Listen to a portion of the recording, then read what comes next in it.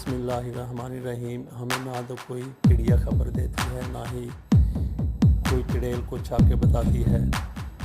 بہرحال یہ ہمارا حالات و واقعات کو اور ملکی صورتحال کو دیکھتے ہوئے تجزیہ ہے۔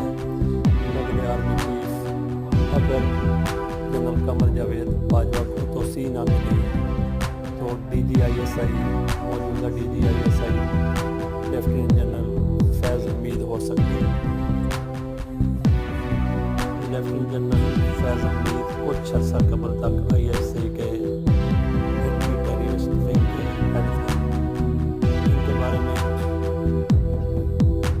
کچھ عرصہ قبل جب بڑی افواہیں چل رہی تھیں، ان کے خلاف میڈیا کیمپین ہو رہی تھی، میڈیا ٹرائل ان کا ہو رہا تھا، تو ایک پریس کانفرنس کے دوران D G I S P R major general Asad Ghafoor نے کہا تھا کہ لوگوں کو پتہ ہی نہیں ہے کتنے اہم آدمی ہیں اور انہوں نے پاکستان میں دہشت گردی کے خاتمے کے لیے آئی ایس آئی میں رہتے ہوئے کیا کردار ادا کیا۔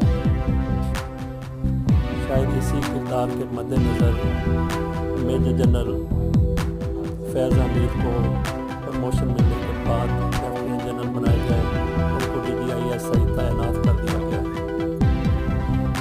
لیفٹیننٹ جنرل فیض حمید تحریک لبیک کے دھرنے کے حوالے سے بھی بڑی شہرت رکھتے ہیں۔ جب میاں نواز شریف کی حکومت کی طرف سے اس دھرنے کو کسی بھی صورت میں اٹھانے کا فوج کو حکم دیا گیا، فوج کو ہدایت کی گئی، تو کچھ لوگ یہ خواہش کرتے تھے کہ فوج اس کو اسی طریقے سے دھرنے کو اٹھا دیتی، تربیت کر دے جس طریقے سے 1977 میں پی این اے کی تحریک کو ختم کرنے کے لیے لاہور میں فوج کی طرف سے نہتے ہجوم پر فائرنگ کی گئی تھی، اور اس کے بعد جو حالات ہوئے تھے وہ پوری دنیا کو پتہ ہے۔ اور اس کے بعد جس طریقے سے فوج کے خلاف عوامی جذبات ابھرے تھے، اس کا بھی لوگوں کو آج تک علم ہے۔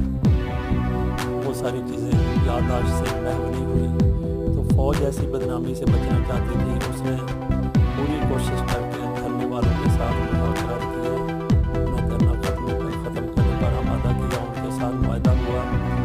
اس کے اوپر اسلام آباد ہائی کورٹ کے جسٹس شوکت عزیز صدیقی تلملا ہو گئے۔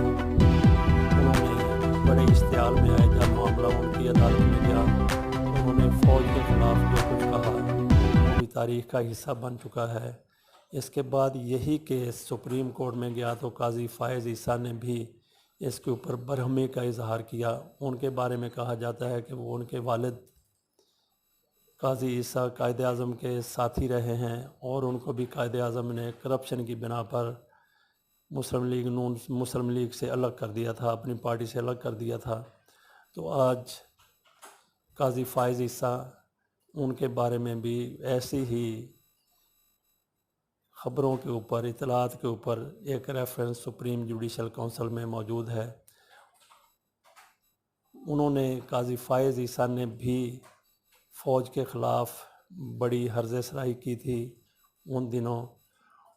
تو عمران خان کو، تحریک انصاف حکومت کو اگر کوئی سوٹ کرتا ہے آرمی چیف، تو سب سے بہتر تو جنرل قمر جاوید باجوہ ہیں، جن کا ایک ہی ایجنڈا ہے کرپشن کے خاتمے کا، عمران خان کا اور فوج کا، جنرل باجوہ کی سربراہی میں۔ تو اس حوالے سے عمران خان کے اوپر کچھ لوگوں کا دباؤ بھی ہے کہ ان کو کنٹینیو رکھا جائے، 1 سال کی کم از کم ان کو ایکسٹینشن دینے کے لیے سفارش ان کو کی جا رہی ہے، دباؤ ان پہ ڈالا جا رہا ہے۔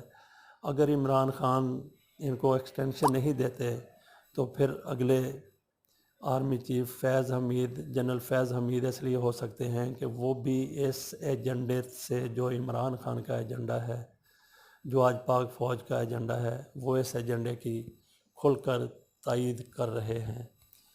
آج جس طریقے سے